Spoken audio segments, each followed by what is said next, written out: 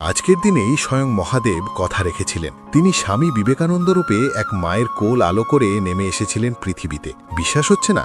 আজকের এই অলৌকিক ইতিহাসটা শুনুন। 1863 সালের আগের ঘটনা। স্বামীজির মা ভুবনেশ্বরী দেবী তখন পুত্র সন্তান লাভের জন্য ব্যাকুল। তিনি কাশীর জাগ্রত বীরেশ্বর শিবের কাছে রোজ পুজো দেওয়ার ব্যবস্থা করলেন আর নিজে কলকাতায় শুরু করলেন কঠোর তপস্যা। মায়ের সেই চোখের জল মহাদেব আর ফেরাতে পারলেন না। একদিন গভীর রাতে ভুবনেশ্বরী দেবী স্বপ্নে দেখলেন এক অদ্ভুত দৃশ্য। তিনি দেখলেন ধ্যানে মগ্ন মহাদেব চোখ খুললেন, তারপর এক ছোট্ট শিশুর রূপ ধরে মায়ের দিকে এগিয়ে এসে বললেন, আমি তোমার পুত্র রূপে জন্মগ্রহণ করব। সেই স্বপ্নের কিছুদিন পরেই ঠিক আজকের দিনে 12ই জানুয়ারি ভূমিষ্ঠ হলেন নরেন্দ্রনাথ। কাশীর সেই শিবের আশীর্বাদ বলেই ছোটবেলায় তার নাম রাখা হয়েছিল বীরেশ্বর বা বিলে, যিনি পরে হলেন আমাদের প্রাণের ঠাকুর।